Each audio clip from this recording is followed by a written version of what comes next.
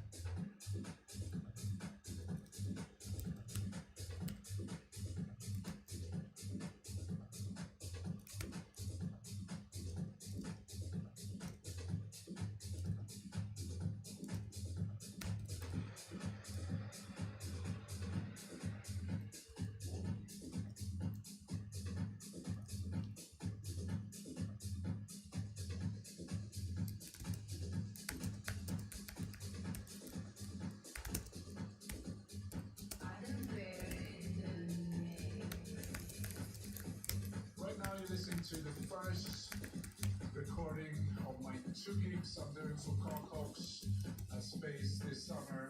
This is Drumcode Radio Live with me, Alan Bailey.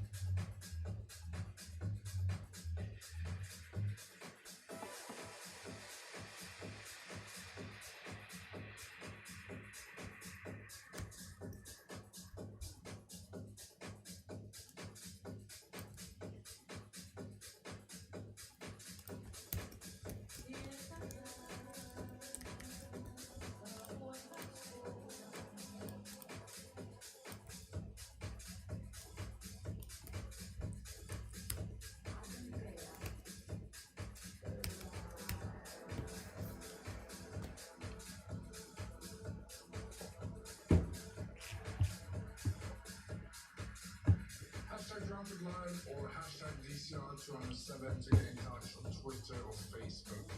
We are also making the first announcements on the Drum Code Halloween party on the 1st of November. We got a new venue this year in London, and it's also the first ever time we do a joint party with Awakenings in the UK. Tickets are on sale now, and for full lineup, you can check my Facebook page or my Twitter page.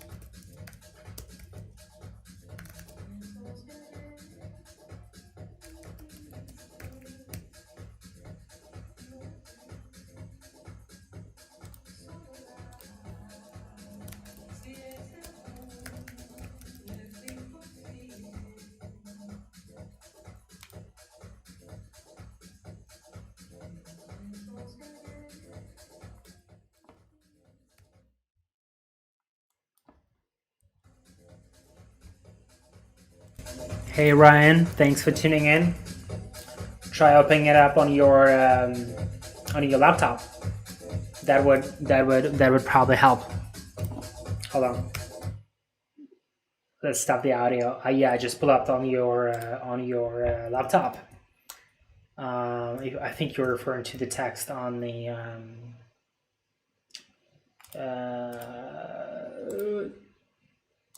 text on your, the the editor text. All right.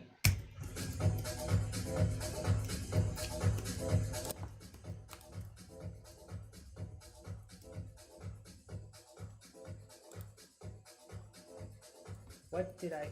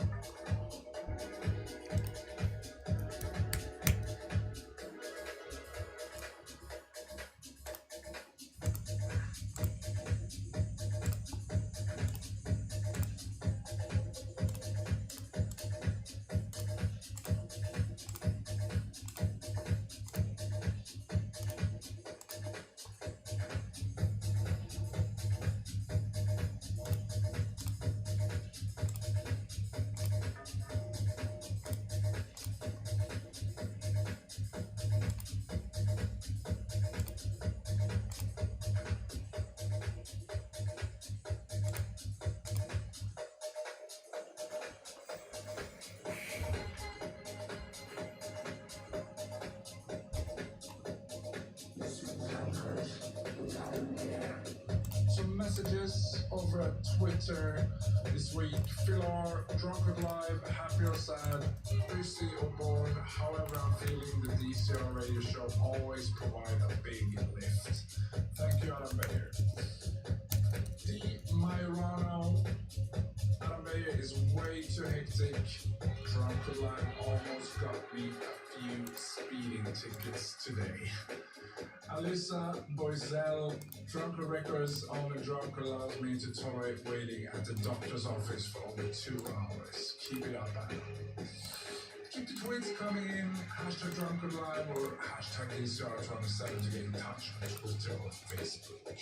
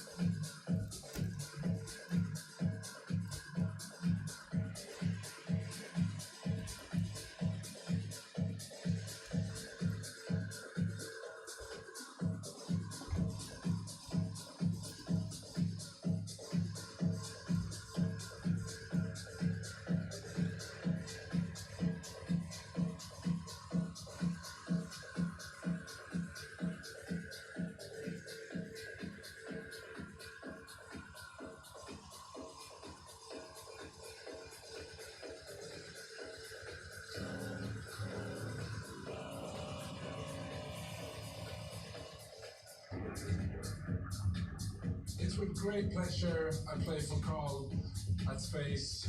It's always such a nice and busy night to play in Ibiza. It's also a little bit different from Amnesia, slightly different crowd, I guess a little bit more English, and the vibe is always going off. People are so up for it, and it's so nice to see techno being able to move people like that in a club like Space.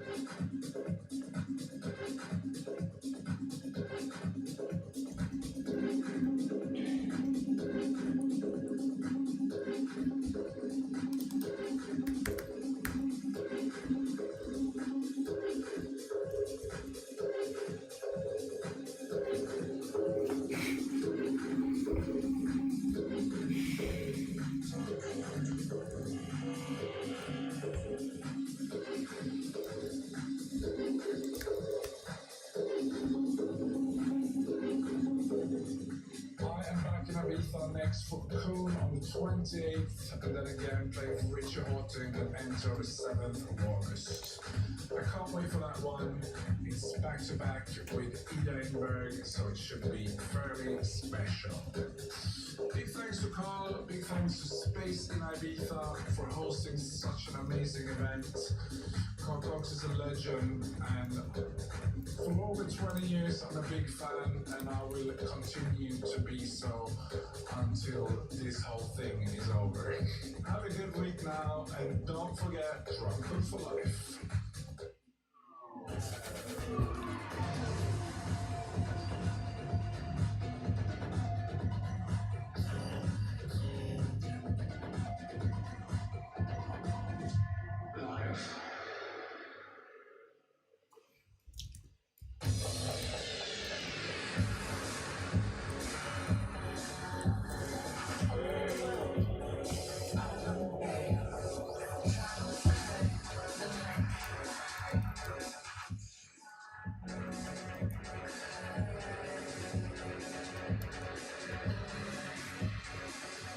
This is Drunken Live with Adam Bear.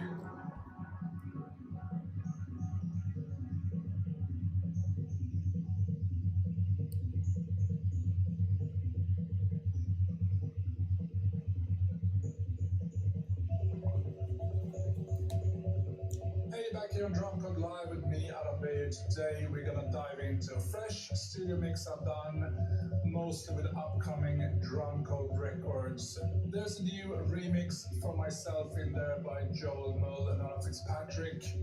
Also stuff from Bree Buke, Virus, Marco Faraona, and a lot more. So buckle up and enjoy this ride. This is Drum Code 2021. A bit more on the melodic side as we're home dreaming of better times. Here we go.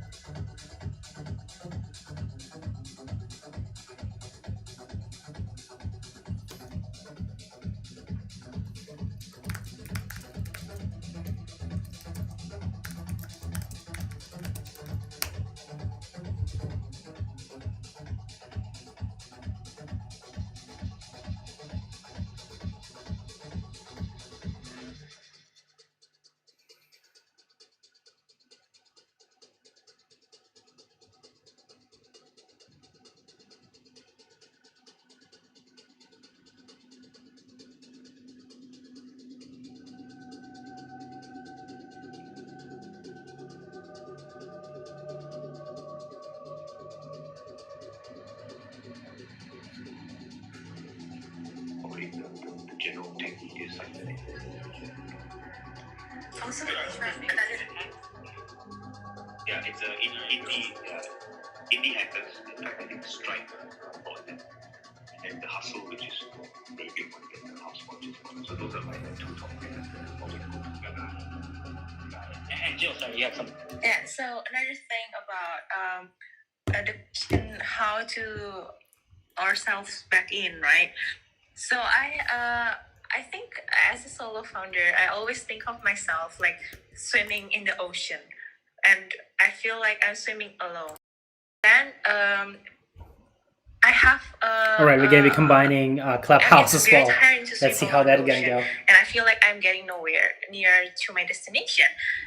But I have this like little orange balls that is like floating around me, and I treat that as my support system. So for example, like Gita mentioned before, like how she shared about her journey. I feel like this is the kind of things that pulls us back in. Like for example, when I feel super tired swimming alone, I can just hold on to one ball. In a sense that I can talk to one founder. I ask him or her out to have coffee and then shared a lot of my journey and my thoughts and my anxiety, and then they'll give a lot of feedback. So I have people for to consult for products, for example, or business models, and a different group of people that I can consult about being a solo founder, or a different group of people that just being bootstrappers, and a lot of that. And talking to a lot of different people actually pulls you to your own self, and then you can think a lot and then get a lot of different perspective regarding that matter. I kind of hope that helps, but I feel like the key is just to build your the best support system ever. Got it. No, thanks for all those inputs. Hey, Java, what's up, man? Good to see you. Yeah, so yeah, hope that answer your question. Thank you, man. Thank you, We'll guys. call you up shortly. Thanks. Hope that answers your question also. And we can kind of pass the baton on to Jesse. Hey everyone. So I'm really happy you guys are having this conversation. One thing that I think is missing right now is talking about professional help. So I think I would encourage everyone, if you're a founder and you're able to seek out some kind of professional help, whether it's like a therapist or a professional coach, business coach. I think there's a negative connotation when it comes to going to see some kind of professional, but in my experience, it is a really, really useful tool. And, people are always talking about how lonely it is being a founder and being a CEO. And, I think I started my first company when I was 26, and I really neglected my mental health. And it had lingering effects for years, right? And seeing professionals needs to be normalized. I think, I come from LA, so in casual conversations, people are just, talking about conversations they've had with their therapist. But here, I don't think, one, I don't know if like the network of therapists is as large, but two, like it just seems like something that is a little more taboo and people aren't taking advantage of. But even just talking to someone, in that like confidential setting where there's no consequences, you're just able to kind of let things out. They're able to give you advice on kind of understanding situations and understanding your triggers and how that affects you and how you can react is extremely helpful for your mental health and ultimately the performance of your company. So I think that's just something that I'd like everyone to consider if they have the means. I know it's startup founders, money's always tight, but I think it's one of those investments that would do you very well. Actually, I love my therapist, so yeah. I'm for that. I love my therapist. My husband is sick of listening to me, so that's cool. And if you're worried about cost for Indonesians who are in this room, you can check out BPJS. They can help you out with that. And absolutely on point, Jesse. Couldn't I can't, say less about anything about, going to speak, going to see a therapist. So let me just call it out that, I myself have been seeing a life coach. There are certain areas that I know I'm not the best at, and, going out and asking for help and going out and asking for professional help, it can just save you. So, thanks for bringing that up, and it's really, really, really useful. So Ankit, actually, this brings to an interesting point how you're trying to build that kind of a platform to get sort of professional help for people. Maybe that might be useful on Jesse's context. Absolutely, yeah, absolutely. I think Jesse mentioned it in passing, but it's also very true in the context of Asia overall, that the number of professionals overall are very, very limited. It's not a huge number. I mean, just to give you an example from India, the context of India, for the 1.3 billion people, there are only about 10,000 odd psychologists and psychiatrists in the country. So it's a very, very underserved market. But nonetheless, going after and seeking help from a professional, I cannot really say anything less about that. It's really useful. What we are doing on the side is considering that the overall population which is getting impacted by mental health is huge. Almost about a quarter of the world's mentally ill population is in India. We are creating this entire infrastructure of Hey Helpers, basically trained listeners who are able to support. What we really want, end of the day, is for everyone in this, anyone in this room can actually be trained to become a listener. So we are looking at imparting that skill and creating this entire peer support platform that helps the masses. So it's a very different approach that we are taking, and hopefully sees the light of day in the coming few years. Got it. Thanks for that input, Ankit. Okay, sir. And so I'll pass it on to Kimberly for a question or a comment if you have any. Yeah, hi Hero, thanks so much. Nice to see a couple of familiar faces in this room. Sven, Jesse, nice to see you here, and great to meet everybody. So I really, really appreciate that this room is being held, because I think Sven and I were in a similar room maybe 2 nights ago, talking exactly about this topic. And a couple of points that were raised by a few of you earlier really resonated with me, because so I run a startup in KL, and we bootstrap our business. We've never taken institutional funding. And how I was impacted, I would say at the beginning, was the fact that I saw a lot of my peers going out and fundraising. And I think the downside of that is that you don't understand what it actually means when you take money from institutional investors and you just see what the media portrays. So I had gone through like a point when I was like, oh, am I doing this right? Is this how I should be running my business? Am I doing it wrong? Like, what is the right way around that? But I realized that something Mohan said earlier as well about doing like a quarterly questioning, keep looking at what it is that's important to you. That once I got educated about what venture capital really meant, that I realized that it's one of those things where you just need to find out and educate yourself on how taking that kind of money will change your company and change yourself. What kind of pressure does that mean? What kind of returns are they expecting? And I think part of improving the mental health of founders is telling them it's okay to take a little bit of time to slow down and just read, and find out how they can improve and what are your options and what those options mean, to be able to center yourself and not compare yourself to other people, but start comparing yourself to the person you were before. Are you doing better? Are you waking up on time? Are you hitting the tasks that you're supposed to do every day? And I think that's something that we can do. And I just want to know, for everybody in this panel, what are your thoughts on how we can make this more normal? How can people start to realize that this is okay, and that, we don't have to be a perfectionist. We don't have to pressure ourselves so much, but we just need to be okay with being the best. How would you do?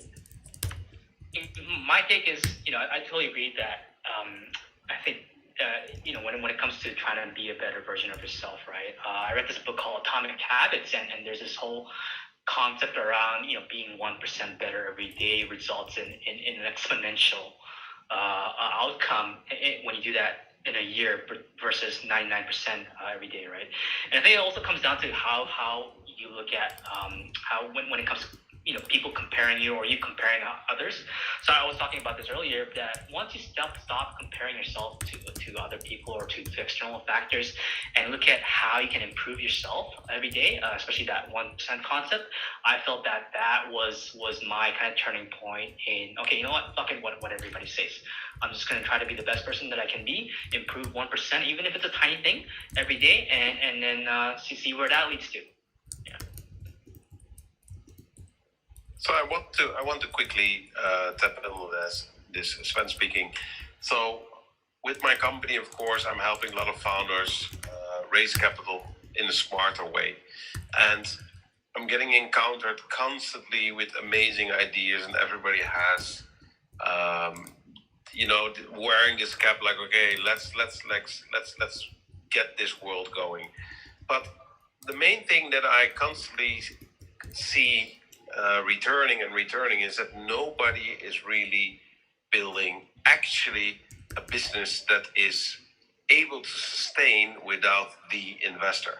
And due to the media, we have been taught that, okay, we need to raise capital. But sometimes we forget that, and this is maybe a little bit boring talk about at 10:30, at least in Singapore time, that we first need to check upon our unit economics and see if our business is truly making sense in a very simple Excel. So how much do you sell? How much money do you get in? And can you be self-sustainable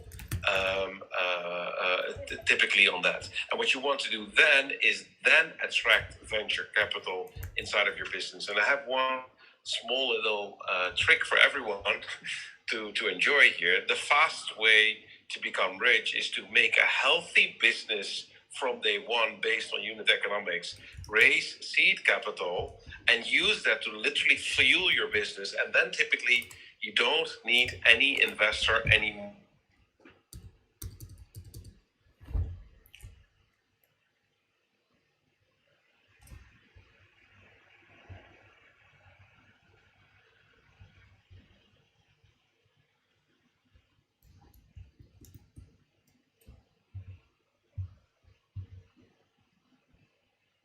Happens specifically in Silicon Valley, rather happens like, okay, the first conversation, how much did you raise? No, it should not be how much did you raise, how much did Johnny raise, or whatever the name is. It should be, how can you build a successful business, competing with yourself and seeing how you can literally double down on attracting only the funds when you need them, which also leaves you negotiating with a better position towards investors. And I think like this whole fundraising game is a little bit almost becomes a sport, like, okay, look what I have done.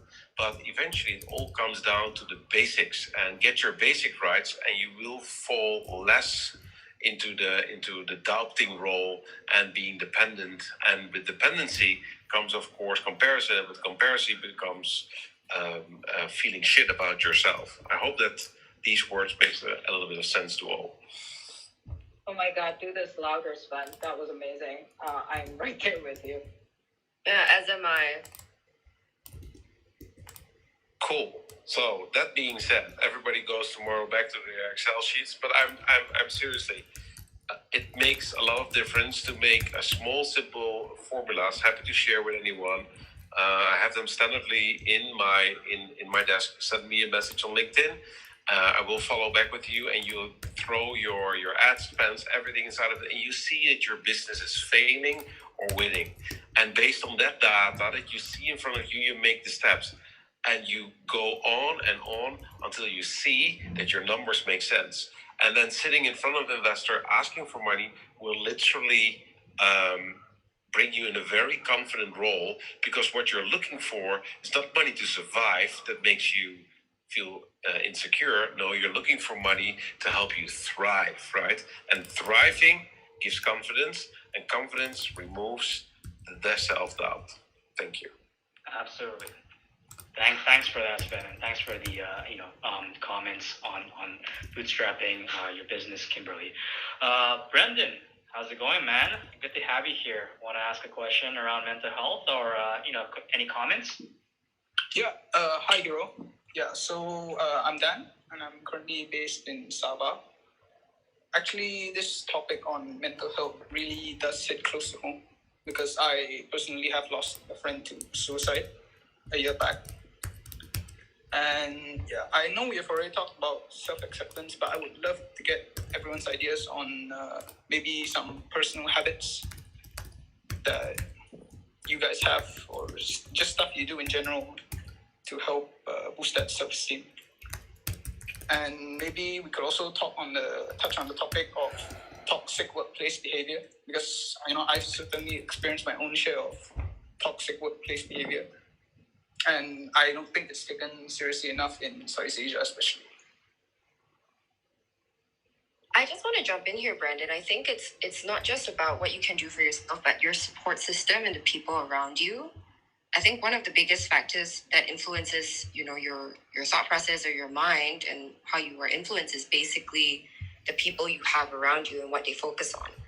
And if they focus on things that are not necessarily realistic, then that's going to rub off on you. But if you have people who are supportive and who can provide you with a diversity of thought and give you a lot of views that, can help you question your own views, I think that can really help to boost your mental health, because you don't feel like you're in an echo chamber of people that you're always trying to catch up on and like match up to,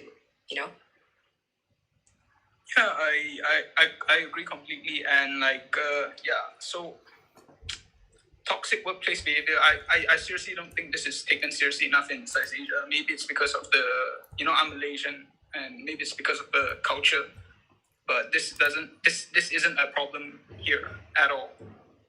So for me personally, stuff that I've been trying to implement is a little more gratitude into my day-to-day, because I really think the small wins matter.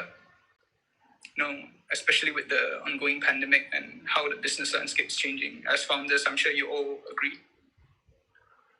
Absolutely. I mean, when it comes to toxic workplace behavior, right? Are you sorry? I didn't catch your profile. Are you running your own company, or is this like a place where you're working and you find kind of toxic workplace behavior?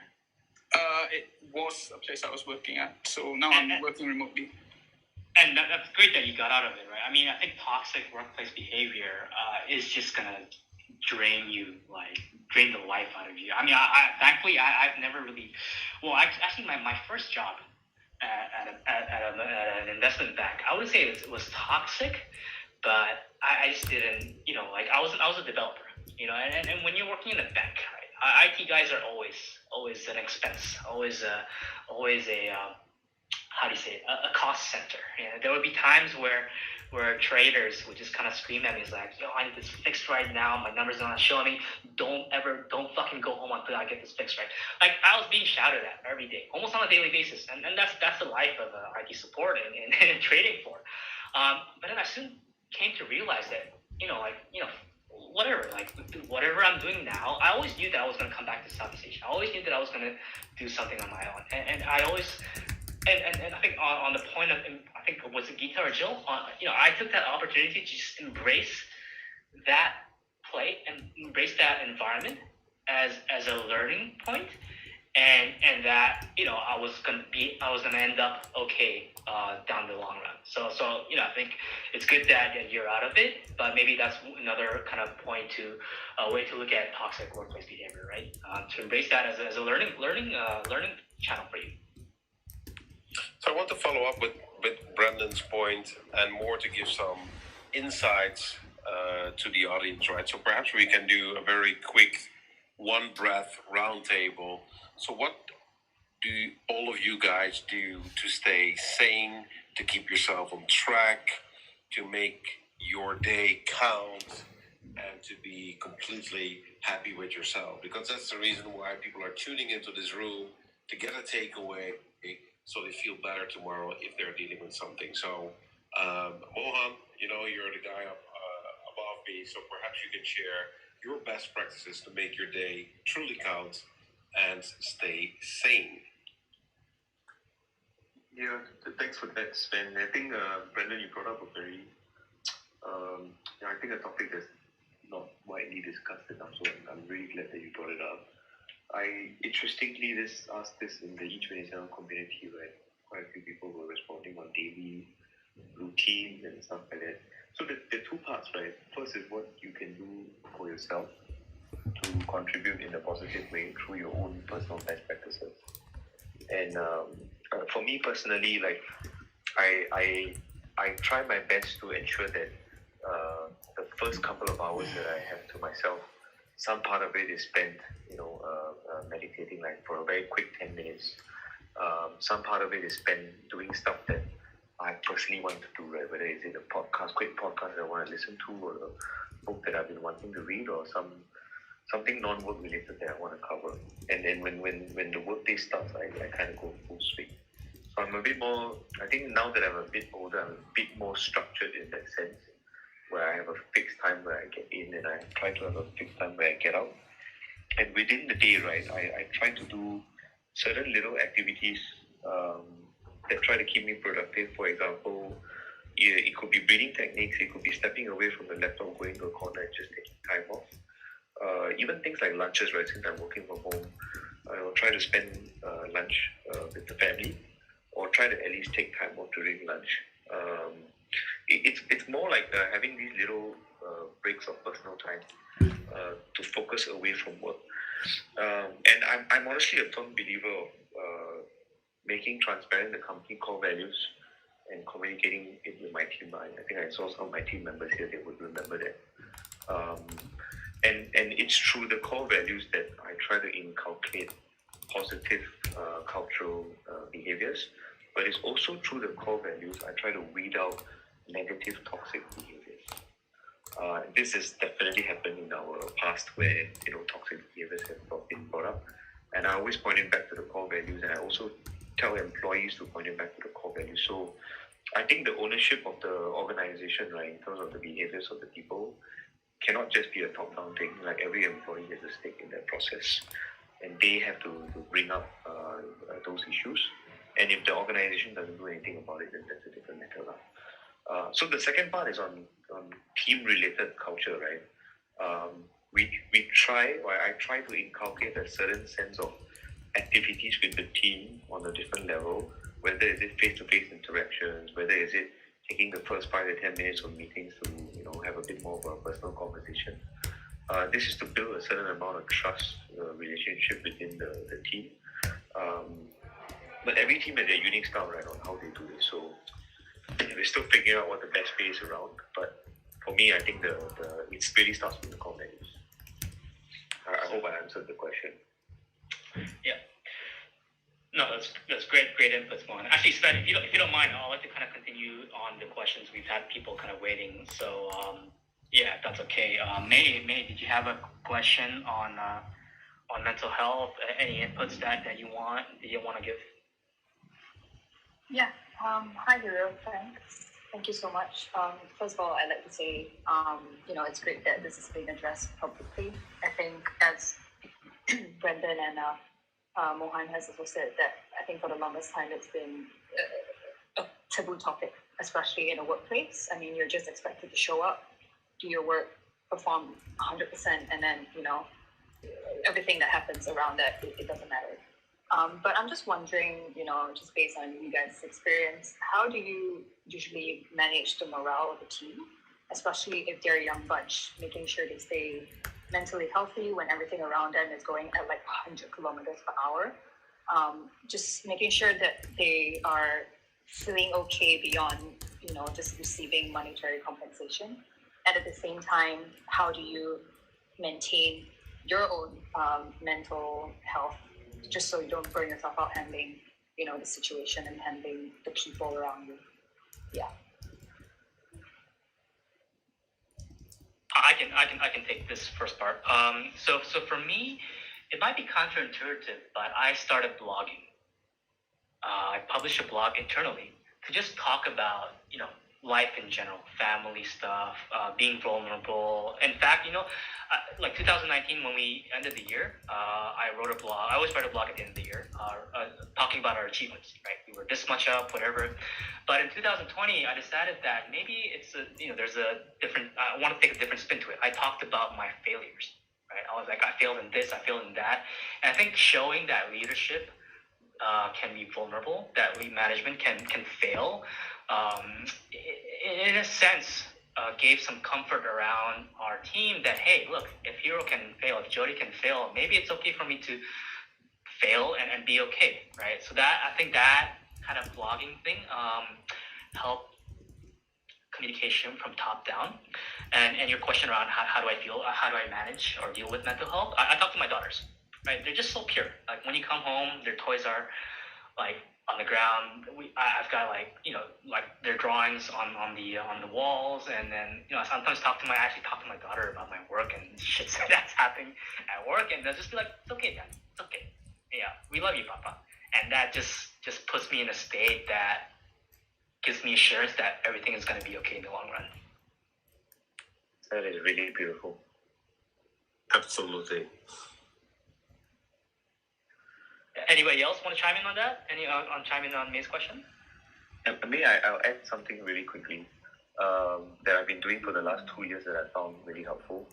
So every Sunday, I would actually write a paragraph to myself, reflecting on the week that has passed, how I feel, like the good and the bad. And I would write a note to myself on how I would like to see my week looking like moving forward. And I give a little scale of 1 to 10 for 2 parts, right? One is achievement and one is feeling. So how have I felt the week before? And what are my achievements the week before? So there'll be some situations where I feel amazing, but I've really achieved nothing. And those are the weeks where I go, it's okay. I've had an amazing week. I might not have achieved that much, but at least I felt good. And there are some weeks where I've achieved a shit ton, but I felt really, really shit. And those are the weeks where I'm always trying to recalibrate or balance myself to make sure that I don't push too hard at the expense of my mental health. So this little 1 hour thing that I do every week has been really helpful for me personally. Well, I love that how you have like a structured approach on doing this, right? And yeah, I'd love to hear more about it on maybe like a next series. But just being conscious of time, we got a couple more people to address. And for those who've already asked, and I guess if you don't mind, we'll move you down to the audience. Hey, but yeah, Java, good to see you again, man. Happy to hear your question or thoughts around mental health. Hey, thanks for organizing. Just a quick intro. Java, based out of Nairobi, Kenya, in formalizing. Oh, sorry. Go ahead. Java. Hey, can you all hear me well? Yeah. All good. Okay. All good. Cool. So yeah, Java here, based out of Nairobi, Kenya. Run a company that is helping informal food vendors access their essentials. My question is more around how do founders distribute the pain of running a company to the rest of the team at the same time, not spread panic, if that makes sense. It's like there's stuff that goes on that the rest of the team should know about, and like I don't think as a founder you should take everything, but how do you balance letting everybody know what's going on and the scary shit at the same time, not spread panic? That's a good one. Yes. Okay. So I'm just gonna give a little thing. I run a gym chain, a fitness chain in Indonesia, and I realized that during the pandemic, we obviously have to close literally all locations, in which we had to switch to purely online. And it's still all online for the last 11 months. So for 11 months, all of our locations are shut down.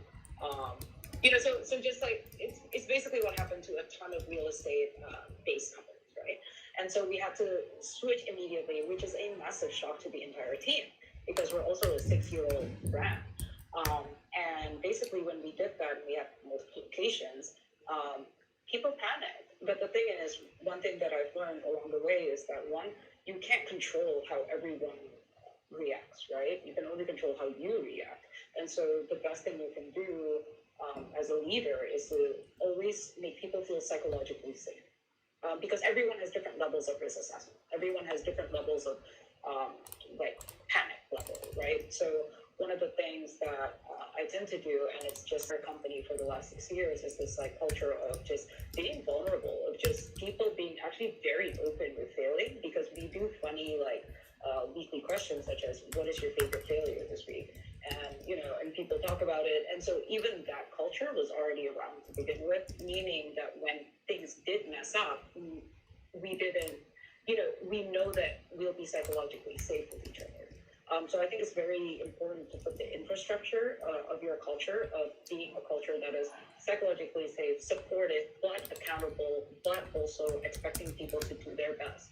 And I think because we have that pretty much built into the company with various, using various programs, such as the educational program, we do a roundtable, weekly roundtable for a part of our staff and things like that. It becomes easier to quote unquote share the pain without also making people feel like, oh no, we're all gonna die, right? But it's also very important to be transparent as to where you really, really are. Like, I didn't try to sugarcoat when we literally closed all locations, being an actual gym company. I didn't sugarcoat and say like, well, you know, don't worry about it. We can, you know, live for 5 years without revenue. Like, that wasn't a thing. So you also have to be very upfront with what the potential risks are, but also keep having this culture of like psychological safety. Yeah, totally. I think communication is key to managing that, right? Ankit, you wanted to say something? Yeah, I mean, just wanted to add to what Geeta is saying, right? I think, we are still very young, but I can speak from my experience in the previous startups that I've been in. I think having a two-way communication and, you know, earnestly creating two-way communication within the company is a very good way of doing that. You know, so when I used to work at Flipkart and, you know, very early in the days, one thing that really stood out was that there were very frequent town halls. So, you know, monthly once, there would always be a town hall where, you know, the founders would talk about the company, the state of the company, and how it is going and how we're fighting the competitors. At the same time, there was, you know, we were on Gmail, we were on Google. So there was a Google Groups where, you know, the entire company was present and even the founders was present. And in that group, you can actually, you know, you would actually talk about right from that I'm not able to find a maid in my locality to as strategic questions as, you know, how much money do we have left in the bank at the end of the day? And the founders would actually answer that, you know, back in that channel.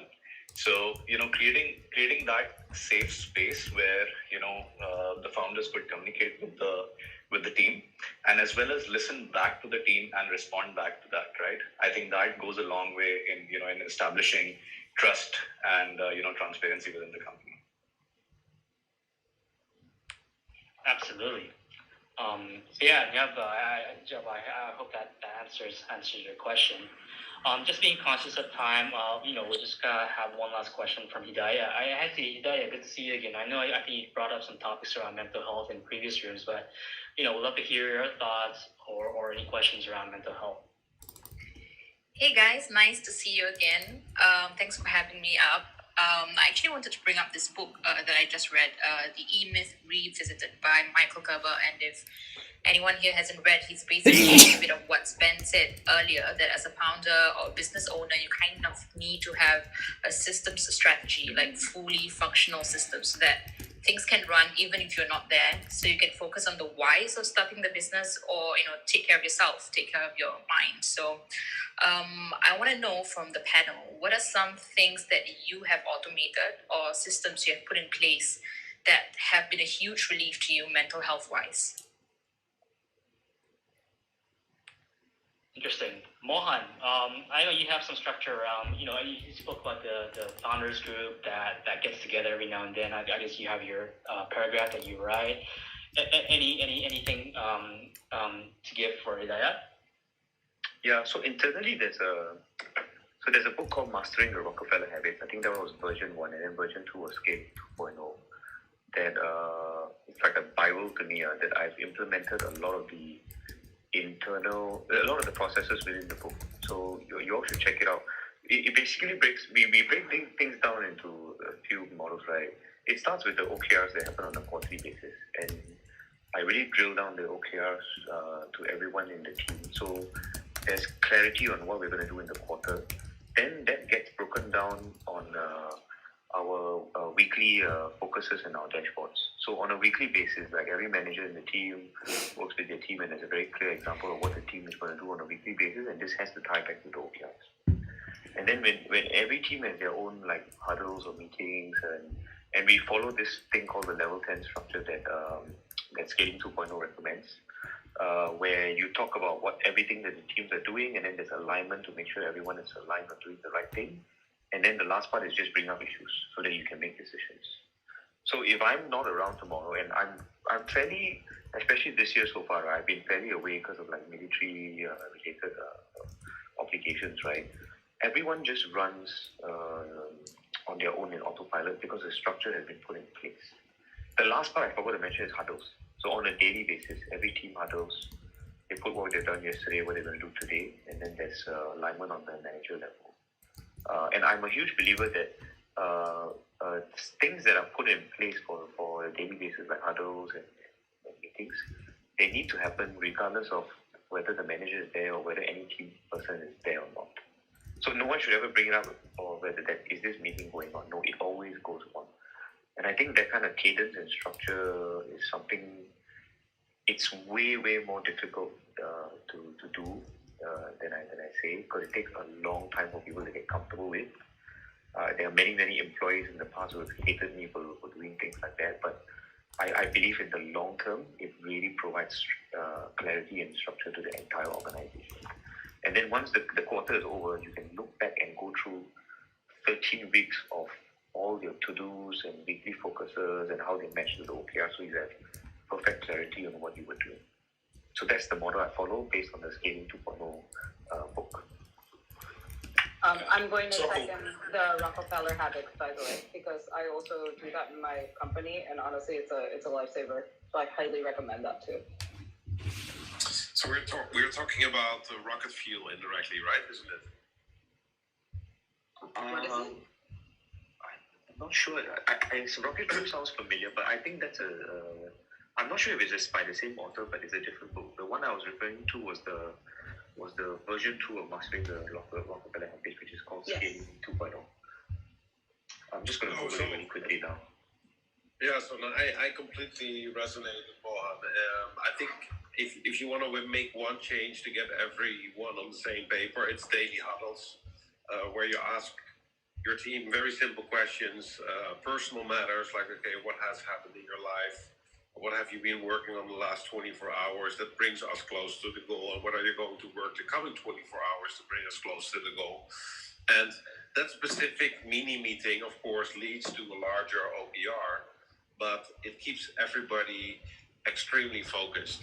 And I found even out if you do some gamification together with that, and making people really responsible for what they're doing, works extremely well. So I just want to make this point to support Mohan. It's like, if you want to make that change, the daily huddles is making the change for you, and you can start tomorrow, and it's a super simple methodology, and it will drive change.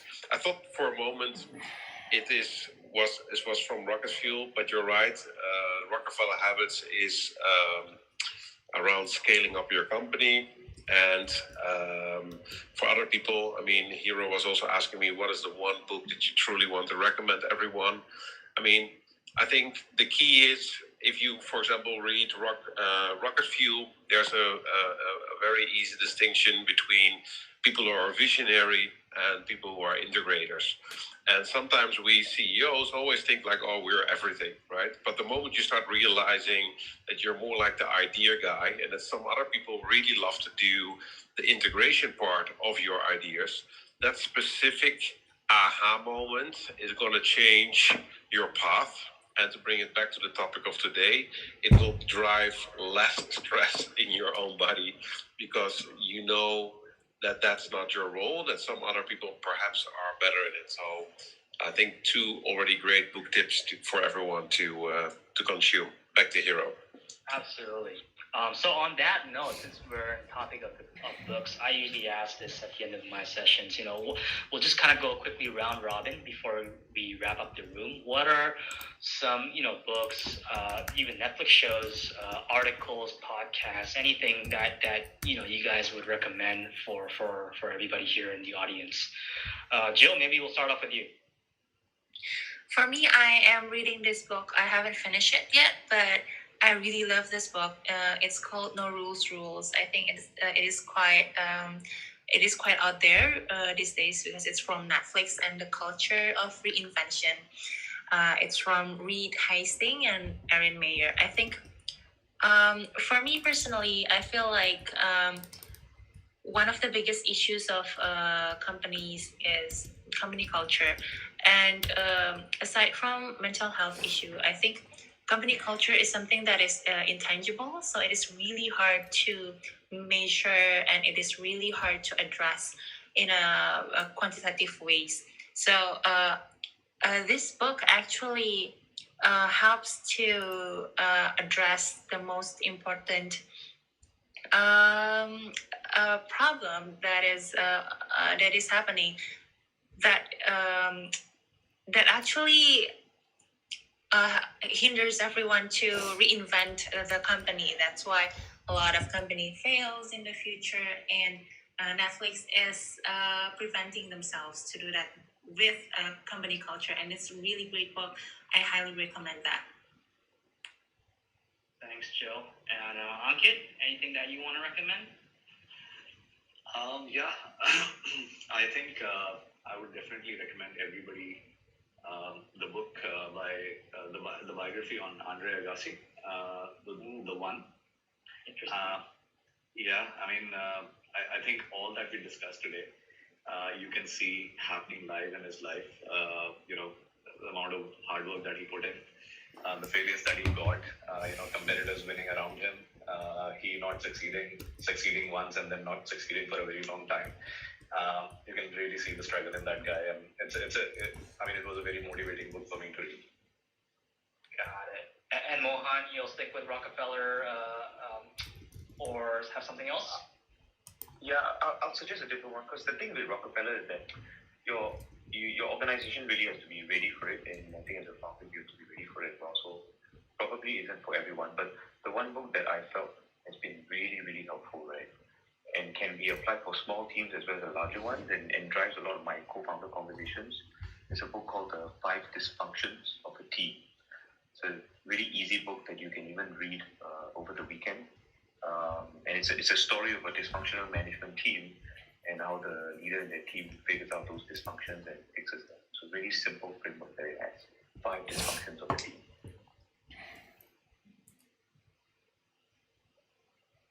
Geeta, I know you have plenty to share. We'd love to hear yours. Yeah, I do actually a lot of book reviews on my Instagram because I read a lot because it's fun. But the 2 books that I tend to buy as gifts for people, if they say like, hey, can you recommend me a book, or I've been wanting to read for a while and we're close. 2 books. One is Tuesdays with Morrie. It's a classic. That book's been around forever. I love that one. Yeah, I know. Like that. I love that one. I love that book. I know. So that book's been around forever. And if you ever want to learn, it has a lot of wisdom. I know. And I believe if you ever want to learn about life, you need to learn about death. That's the easiest, fastest way to make you really wonder about your life. And the second book that I really always recommend is The Courage to Be Disliked, which is actually by Japanese philosophers, but using Adlerian psychology. Sorry, I'm doing a master's in psychology, which is probably why sometimes I come up with psychology books. But The Courage to Be Disliked is a lot about how to choose to live a more fulfilling life, which isn't always measured in money or positions or becoming a CEO, but basically how to get down to the very essence of life, which has a lot to do with helping others. Thanks, Gita, for those recommendations. And I will pass it over to Sven. Yeah, so I stick to my original book recommendation, but I would like to add actually one additional one, and just to show the power of Clubhouse in general. As mentioned, we had like a room about mental health 2 days ago, and there were the guys from the Kind Journal, and he was recommending one book. I haven't been super far in it, but I did like 25, 30 pages. It really caught me off guard straight away. And it's called Why We Sleep, right? And we always think like, oh, we need to sleep not so many hours and we can just be fine with six and a half. But already in only 25 pages, Why We Sleep from Matthew Walker truly emphasizes that that's the thing that keeps us sane, and that's the thing that makes us extra creative. And even, you would say, okay, like sleep is sleep, but the guy writes a whole book about it. And if you read it, you start appreciating it, and you know why it's so important, and you know why it's so important to have that 7.5 hours or 8 hour window, because that's will set. All right, time to end the Clubhouse session. Let's get back to getting some coding done.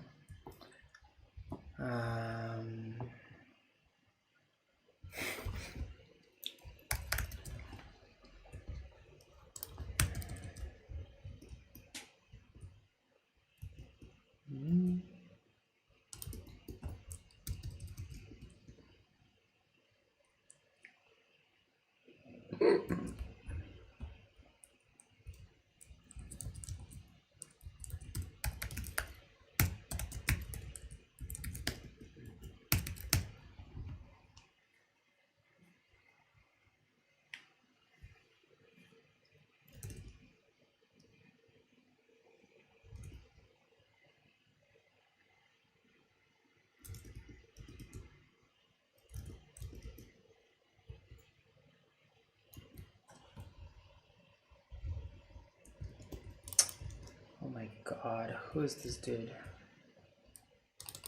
Radius.